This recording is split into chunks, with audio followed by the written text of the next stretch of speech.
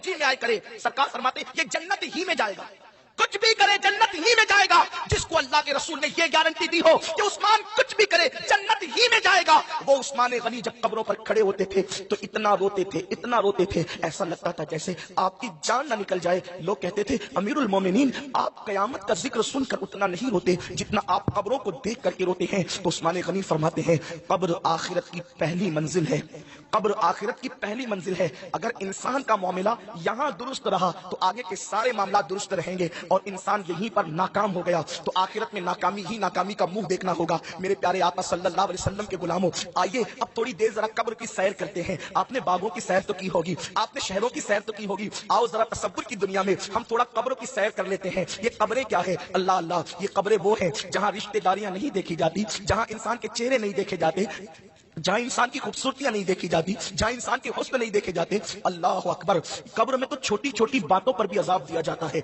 बेशुमार ऐसी कब्रों का जिक्र अहादीस में मिलता है। किसी कब्र पर, कब्र वाले पर सिर्फ इसलिए अजाब हो रहा था कि वो पेशाब के छींटे से नहीं बचता था। थोड़ी तवज्जो करना, थोड़ा गौर करना। रातों को जिना के अड्डों की तरफ कदम बढ़ाने से पहले, नरम गद्दों पर लेटकर जिना के मनाजिर देखने से पहले, कानों में ईयरफोन लगाकर गाने सुनने से पहले, किसी औरत पर बदनजरी करने से पहले थोड़ा तसव्वुर कर लेना। आखिर कब्र है, आखिर कब्र है। इंसान कितनी तदबीर कर ले, आखिर कब्र है। और ये कब्र क्या है?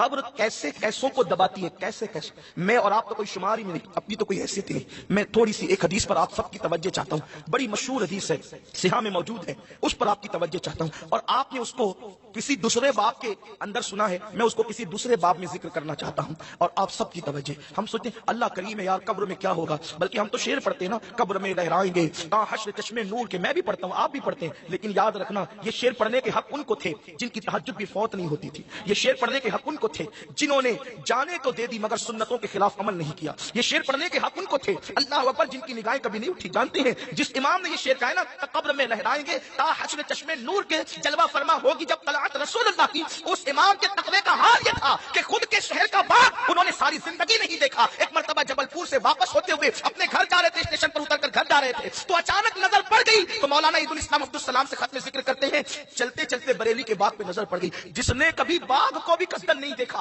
उनको हक था ये शेर पढ़ने का। जो हीरो हीरोइन को नंगा नाचते देखे, उन्हें क्या हक है ये शेर पढ़ने? आप मुझे बताएं। आज अपने अमाल पर नजर करें, अपने अमाल पर नजर करें, और उसके बाद फिर अपनी बड़ी बड़ी बातों को देखें। आज मेरा जवान अल्लाह वालों से सुनी हुई बातों को अपनी जबान से दोहराता है। यार हम जन्नत में नहीं जाएंगे तो कौन जाएगा? जन्नत तो अपने बाप की है। ऐसा लगता है जैसे बाप से खरीदवा करके बुक करा रखा है। जिसको ये हक था कि जन्नत मेरे बाप के कहने का, वो सैयदा तैयबा ताहिरा मखदूमा कायनात सैयदा फातिमा ज़हरा अपने मुसल्ले पर रोया करती थी अल्लाह की खशियत से। और यहाँ कुछ भी जिंदगी में नहीं, ना अल्लाह के लिए रोना, ना अल्लाह के लिए अमल करना। मस्जिदें वीरान कर दी, हम जन्नत में नहीं जाएंगे तो कौन जाएगा? माँ बाप को दुख दे रहे, हम जन्नत में नहीं जाएंगे तो कौन जाएगा? सूद के लुकमे खा रहे, हम जन्नत में नहीं जाएंगे तो कौन जाएगा? वो सूद जिसके मुतालिक अल्लाह के रसूल सल्लल्लाहु अलैहि वसल्लम फरमाते हैं, जिसने सूद का एक लुकमा खाया गोया उसने अपनी माँ के साथ 36 मरतबा जिना किया।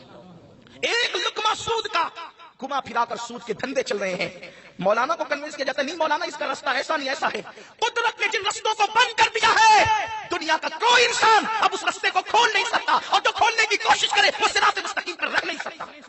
अल्लाह रब्बुल इज्जत का ऐलान है, जो सूद का कारोबार करेगा मैं उसके साथ ऐलान जंग करता हूं।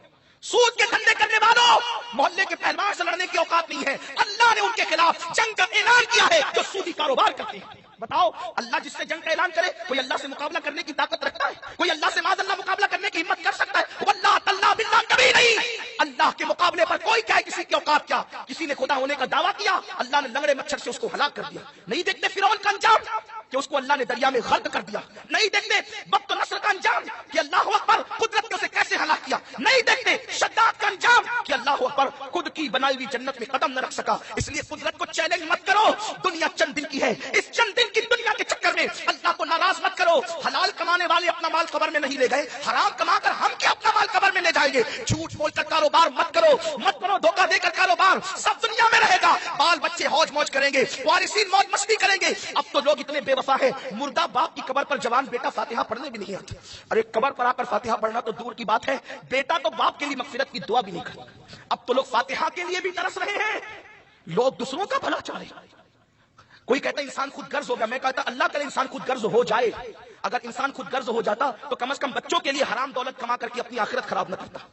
انسان خود غرض ہو